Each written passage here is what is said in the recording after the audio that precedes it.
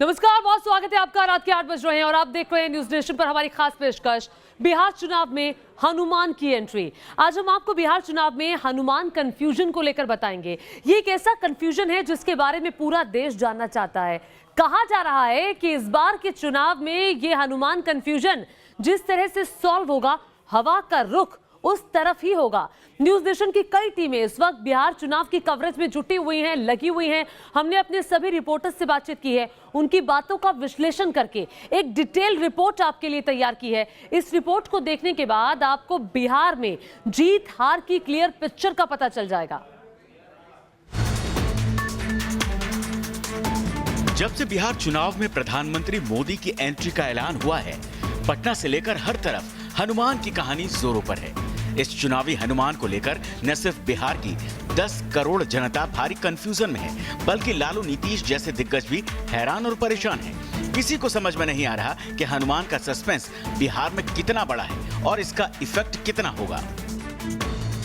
दरअसल ये चुनावी हनुमान की कहानी पटना से सामने आई है, जहां पूर्व केंद्रीय मंत्री स्वर्गीय रामविलास पासवान के बेटे चिराग पासवान ने खुद को मोदी का हनुमान घोषित कर दिया। और मुझे प्रधानमंत्री जी की तस्वीर का इस्तेमाल करने की जरूरत ही नहीं है। मैं उनका हनुमान हूँ, मेरे दिल में उनकी तस्वीर बसती है।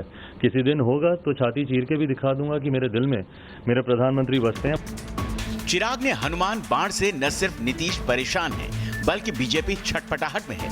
उसे न उगलते बन रहा है न निगलते। हालात यह है कि पटना में चुनावी हनुमान के शोर की खबर जब दिल्ली पहुंची तो बीजेपी ने आखिर स्टैंड ले लिया। चिराग पासवान ने बिहार में अपना अलग रास्ता चुना है और वो हमसे अलग होकर चुनाव लड़ रहे हैं। भारतीय जनता पार्टी के वरिष्ठ नेताओं का नाम लेकर वो भ्रम फैलाने की कोशिश कर रहे हैं। चुनावी हनुमान से सिर्फ प्रकाश जावड़ेकर ही नहीं परेशान हुए, बल्कि बीजेपी ने अपने हिसाब से एलजेपी के खिलाफ मोर्चा खोल दिया। देखिए, मैंने पहले भी कहा है कि लोक जनशक्ति पार्टी का इस विधानसभा चुनाव में हमारे साथ कोई गठबंधन नहीं है।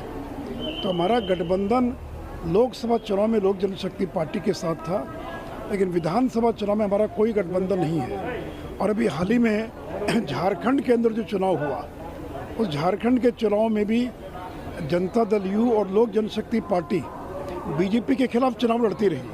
तो ये कोई आवश्यक नहीं कि केंद्र में अगर हमारा समझौता है तो सभी राज्यों में भी समझौता होगा।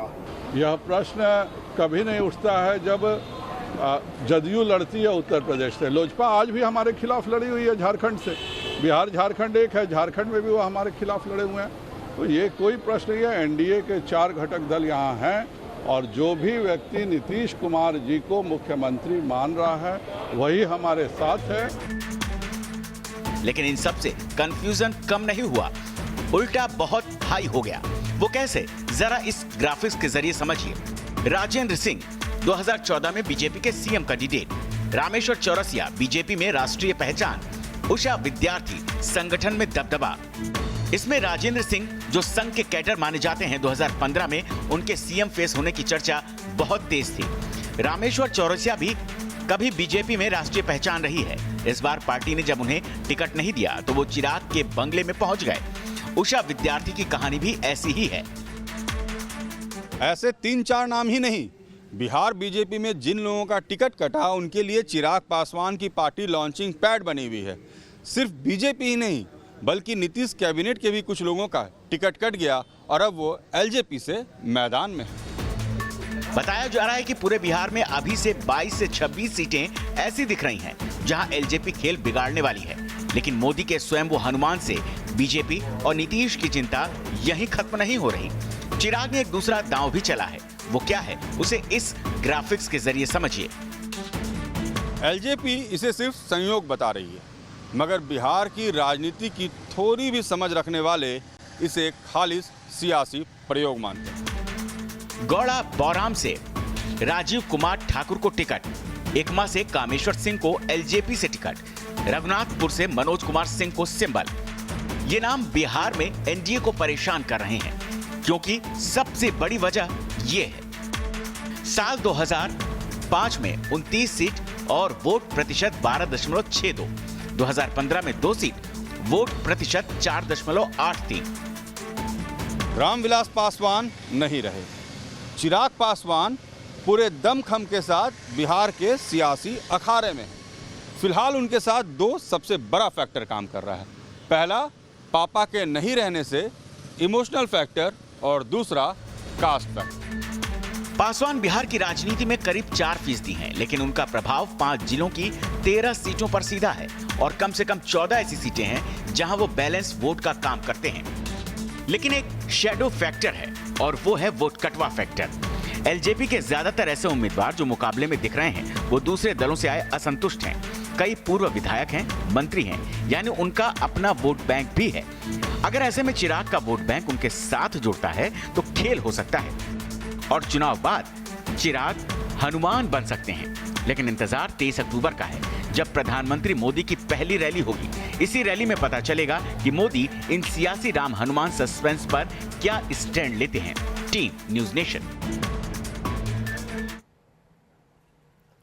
और देखिए, इस बीच चुनाव बिहार में है, लेकिन इस इलेक्शन में एक बार फिर एंट्री जिन्ना की हो गई है। और वही जिन्ना जिसने 70 साल पहले न केवल सियासत को धर्म के आधार पर बांटा था, बल्कि हिंदुस्तान के बंटवारे को भी अमली जामा पहना था, जिसमें लाखों लोगों की जान गई थी।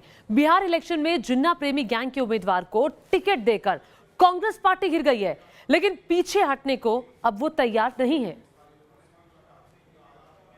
Muslims desire freedom more than anyone else, because love for freedom, fraternity and liberty is the lifeblood of their existence.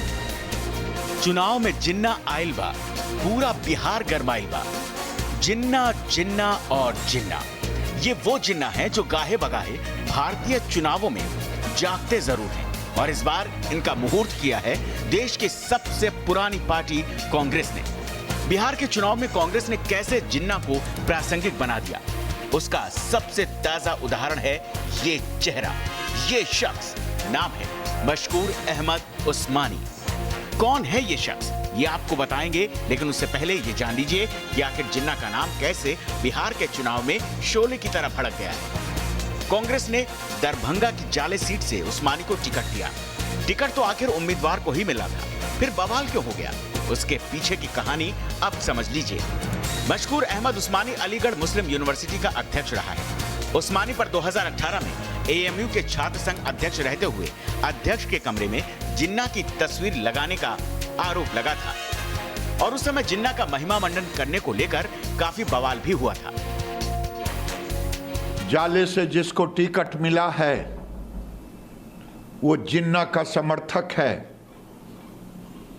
क्या कांग्रेस पार्टी और गठबंधन आरजेडी जो महागठबंधन है, ये भी जिन्ना के साथ पूरी पार्टी, पूरा बिहार का चुनाव जिन्ना के रास्ते पर होगा? अगर जिन्ना के रास्ते पर होगा, क्या इनका स्टार प्रचारक सर्जिल इमाम होगा?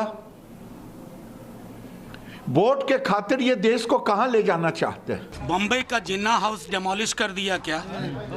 आडवाणी जी को गिरफ्तार करके जेल में भिजवा दिया क्या? अरे आइए रोजगार पे बात करिए, पलायन का दर्द जो सड़कों पे छलका उसकी बात करिए। झूठ की इमारत पे बालू से सच खड़ा करना चाहते हैं। हमने 2015 में आपकी करतूत देखी थी। बिहार की जनता अपने मुद्दों पर आपको खींच के लाएगी, आपके मुद्दों पर, नकली मुद्दों पर। जिस जिन्ना ने 70 साल पहले देश को धर्म के आधार पर बांट दिया था, जिस जिन्ना ने 70 साल पहले देश में सिविल वॉर तक की धमकी दी थी, उसी जिन्ना की तस्वीर एएमयू स्टूडेंट यूनियन के प्रेसिडेंट के कमरे में लगाने के आरोप और यूनिवर्सिटी में और बवाल करने के आरोप उस्मानी पर लगे थे। और अब उसी जिन्ना प्रेमी को कांग्रेस ने अपना उम्मीदवार बना दिया है, तो कांग्रेस में भी बवाल मच गया है। जाले के जो उम्मीदवार हैं कांग्रेस पार्टी और महागठबंधन के, उस व्यक्ति ने कभी जिन्ना की आइडियोलॉजी के साथ जुड़ाव नहीं किया। ये अपने आप में सरासर झूठ है।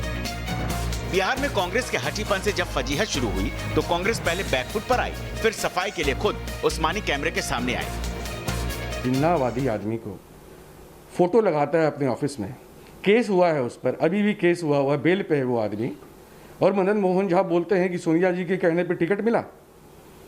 गांधी की पार्टी है ये, कांग्रेस पार्टी महात्मा गांधी की सोच की पार्टी है। जिन्नावादी मत बनाइए इसको। जिन्ना प्रेमी गैंग के कैंडिडेट को अपना उम्मीदवार बनाकर कांग्रेस ने बैठे बिठाए ही अपने पाले में सेल्फ गोल कर लिया है, जिसका फायदा बीजेपी को पहुंचना तय है। बिहार में एक नया विवाद है और वो है जाले के कांग्रेस प्रत्याशी उस्मानी को लेकर। ये जिन्ना अब एक मुद्दा बन गया है चुनाव में, क्योंकि कांग्रेस को पता है कि अब इस प्रत्याशी के कारण पूरे बिहार के चुनावी प्रचार में बीजेपी और जदयू उस प्रत्याशी को मुद्दा बनाएगी और ऐसे में कांग्रेस अब मंथन में गुजर रही है, विचार कर रही है। कांग्रेस को ये समझ में नहीं आ रहा है कि प्रत्याशी को रहने दिया जाए या बदल दिया जाए। प्रत्याशी खुद अब जाले विधानसभा में घूम घूम कर अपनी सफाई दे रहे हैं और भारतीय जनता पार्टी और जनता दल यूनाइटेड अब इस मुद्दे को छोड़ने को तैयार नहीं। वीडियो जर्नलिस्ट सत्येंद्र के साथ रजनीश सिन्हा, न्यूज़ नेशन पटना। तो बिहार के चुनाव में जिन्ना आइल बा और सियासत गरमाइल बा।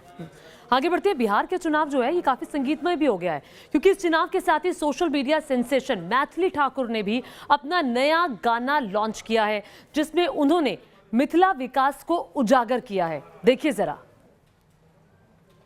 काबा रट्ट लगौने अल्लर बल्लर गाबै छै, काबा रट्ट लगौने अल्लर बल्लर गाबै छै, मिथिला संगहि बढ़ल बिहार तू ककरा भरमाबै छै, आरो छै मिथिला में की नहीं छै, मिथिला में सब किछ छै। दरभंगा में एयरपोर्टक संग एम्स बनी रहलैया, दरभंगा में एयरपोर्टक संग एम्स बनी रहलैया, दिल्ली बेंगलुरु आ मुंबई दूर बहुत नहीं रहलैया, आरो छै मिथिला में की नहीं छै, मिथिला में सब किछ छै। झोपड़ी में स्कूल छले से पक्का बिल्डिंग बनलैया, झोपड़ी में स्कूल छले से पक्का बिल्डिंग बनलैया, गामे गामे सड़क बिजुरिया 24 घंटा भेलैया, आरो सुन मिथिला में बड़ बड़ गुण आबि कऽ देखी त मिथिला में की नहीं छै, मिथिला में सब किछ छै, मिथिला में इहो छै, मिथिला में ओहो छै। तो देखिए बिहार में काबा का जवाब देती हुई मैथिली। एक छोटे से ब्रेक के लिए रुक रहे हैं, आप कहीं मत जाइएगा, देखते रहिए न्यूज़ नेशन।